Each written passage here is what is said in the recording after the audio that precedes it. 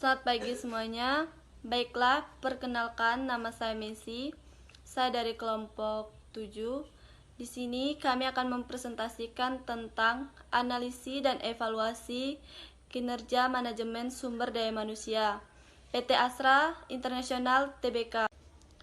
Sebelumnya saya akan memperkenalkan nama-nama kelompok kami yang terdiri dari Magdalena Indasari, Marieta Duwenti, Magdalena Seli, dan Maria Erdita Dini. Pendahuluan, sumber daya adalah segala sesuatu yang merupakan aset perusahaan untuk mencapai tujuannya. Sumber daya yang dimiliki perusahaan dapat dikategorikan atas 4 tipe sumber daya, seperti finansial, fisik, manusia, dan kemampuan teknologi. Sumber daya manusia merupakan suatu proses dalam menangani berbagai masalah pada ruang lingkup karyawan, pegawai, buruh, manajer, dan tenaga kerja lainnya untuk dapat menunjukkan aktivitas organisasi atau perusahaan demi mencapai tujuan yang telah ditentukan dalam perusahaan tersebut. Karena pentingnya suatu sumber daya manusia dalam rangka pencapaian tujuan di suatu perusahaan seperti PT Astra International Tbk, maka perusahaan harus mencapai sumber daya manusia yang profesional dengan cara rekrutmen, seleksi maupun training. Seiring dengan arus era globalisasi, maka metode-metode pengembangan pegawai harus menyesuaikan dan tepat sasaran agar pegawai dapat berkembang sesuai dengan kebutuhan. Maju atau tidaknya perusahaan pun tergantung pada pengelolaan sumber daya manusia. Tidak hanya sumber daya manusia yang diperhatikan, tetapi pengembangan, pemanfaatan maupun efektivitas sumber daya manusia pun harus diperhatikan dalam perusahaan agar perusahaan itu dapat maju. Pengembangan sumber daya manusia menunjukkan suatu upaya yang disengaja dengan tujuan mengubah perilaku anggota organisasi atau paling tidak meningkatkan kemampuan untuk berubah. Jadi, ciri utama pengembangan sumber daya manusia adalah aktivitas-aktivitas yang diarahkan pada perubahan perilaku. Pada PT Astra International Tbk ini terdapat suatu grup yang dinamakan Grup Astra. Grup Astra merupakan kelompok bisnis nasional yang memiliki sistem manajemen termaju di Indonesia. Astra menyebut sistem manajemennya dengan nama Astra Management System. Sistem manajemen ini menjadi roda pergerak organisasi Astra untuk mewujudkan visi misi, tujuan, moto, dan filosofi korporat Astra. Kehadiran AMS menjadi cermin PT Astra International Tbk sebagai organisasi yang tanggap terhadap perubahan dan seringkali menjadi motor perubahan dalam konteks bisnis nasional. Setelah pendahuluan, saya akan membahas review literatur kelompok kami. Sebelum itu, saya akan menjelaskan pengertian sumber daya manusia. Sumber daya manusia adalah suatu ilmu atau cara bagaimana mengatur hubungan dan peranan sumber daya, khususnya tenaga kerja, yang dimiliki oleh individu secara efisien dan efektif, serta dapat digunakan secara maksimal, sehingga tercapai tujuan bersama perusahaan, karyawan, dan masyarakat menjadi maksimal. Astra Motor sendiri merupakan salah satu anak perusahaan PT Astra International Tbk yang bergerak di bidang distribusi dan penjualan retail kendaraan roda 2 merek Honda, dengan jumlah karyawan yang lebih dari 2.000 orang. Sesuai dengan visi perusahaan PT Astra International Tbk, Honda berupaya menjadi main dealer terbaik dan retailer terbesar yang memberikan layanan terbaik untuk konsumen. Untuk mewujudkan itu, Honda membutuhkan sumber daya manusia terbaik yang kreatif, inovatif, kompetitif, dan siap bergabung dalam pencapaian tujuan tersebut. Dalam pengelolaan SDM, Honda memiliki sistem manajemen pengelolaan SDM yang profesional dengan prinsip internally fair dan externally kompetitif, disertai dengan pengembangan SDM melalui program-program pelatihan dan pengembangan lainnya, serta jenjang karir yang jelas seiring dengan berkembangnya bisnis sepeda motor yang semakin meningkat. Untuk pengembangan sumber daya manusia sendiri, Astra memiliki Astra Management Development Institute yang selain menjadi pusat pengembangan, manajemen perusahaan AMD ini juga berperan dalam mempersiapkan kader-kader pemimpin Astra dengan menyusun visi to drive Astra towards one of the best talent and knowledge enterprise in Asia Pacific. Penekanan materi pelatihan ada pada unsur-unsur seni budaya, perusahaan, kompetisi dasar, manajemen, dan kepemimpinan. Baiklah, di sini saya akan melanjutkan penjelasan dari Marietta Dwinti untuk menciptakan pemimpin yang memiliki daya saing tinggi dalam dunia bisnis yang semakin kompetitif.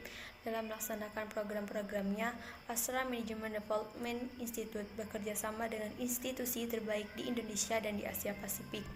Astra Management Development Institute juga berperan dalam sistem manajemen dan knowledge management.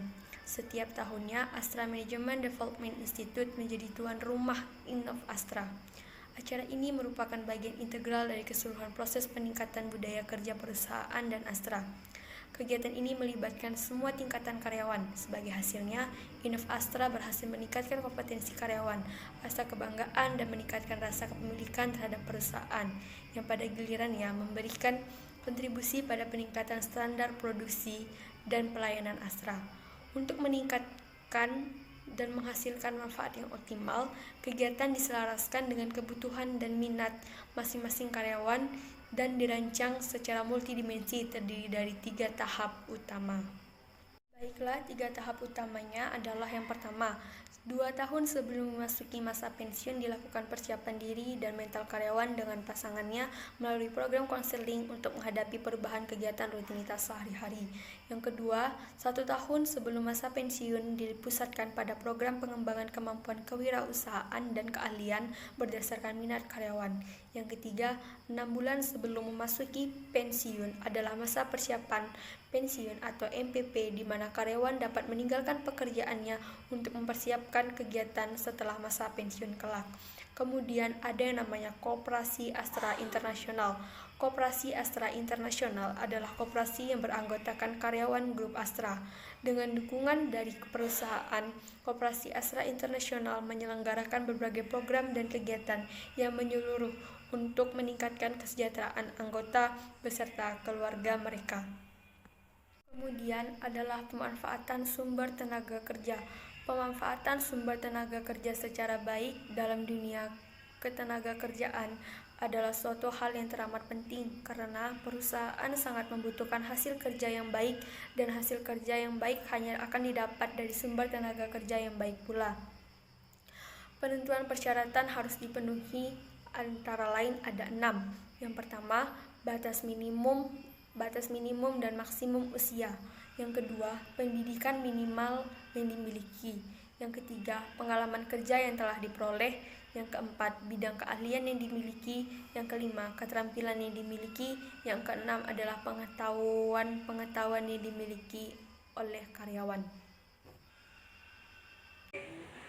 Penentuan jumlah tenaga kerja. Penentuan jumlah tenaga kerja ini meliputi 2 hal pokok, yaitu yang pertama analisa beban kerja yang meliputi peramalan penjualan atau sales forecast, penyusutan jadwal waktu kerja, dan penentuan jumlah tenaga kerja yang diperlukan untuk membuat barang satu unit barang. Yang kedua, analisa tenaga kerja untuk menghitung jumlah tenaga kerja yang sesungguhnya dapat tersedia pada satu periode tertentu. Proses seleksi setelah penentuan jumlah dan persyaratan yang harus dipenuhi dilaksanakan, maka langkah berikutnya adalah mengadakan seleksi yang pada umumnya meliputi tahap-tahap sebagai berikut. Pengisian formulir atau penyorotan lamaran-lamaran yang masuk. Yang pertama, wawancara pendahuluan. Yang kedua, psikotes. Yang ketiga, wawancara lanjutan. Yang keempat, pengujian referensi. Yang kelima, pengujian kesehatan. Yang keenam, masa orientasi. Macam-macam bentuk upah insentif. Yang pertama, full participation plan merupakan upah insentif bagi karyawan pabrik, di mana kegiatan ekstra pada tugas mereka dapat menghasilkan produksi tambahan. Yang kedua, group insentif. Plan insentif ini diberikan kepada sekelompok karyawan bila mana terbukti mereka dapat menunjukkan hasil yang menguntungkan, seperti peningkatan produktivitas, penurunan biaya tenaga kerja per unit, perbaikan. Baik, di sini saya akan menjelaskan kesimpulan dari PT Astra Internasional.